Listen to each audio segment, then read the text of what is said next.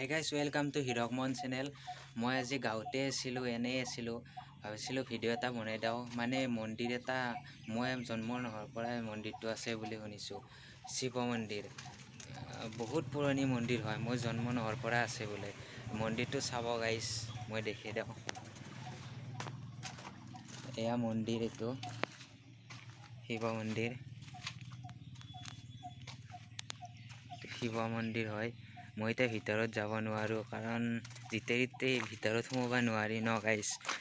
আৰু কাষতেই মোৰ স্কুলখন আছে, যোনখন পঢ়িছিলোঁ মই সৰুতে। এই 6ৰ পৰা 8ক গেলি পঢ়িছিলোঁ এইখন স্কুলত।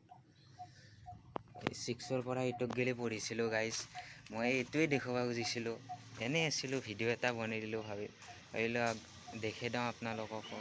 লাইক শ্বেয়াৰ ছাবস্ক্ৰাইব কৰি দিব, লাইক এটা কৰি দিব গাইজ প্লিজ, বেয়া লাগে, লাইক এটা কৰি দিব গাইজ।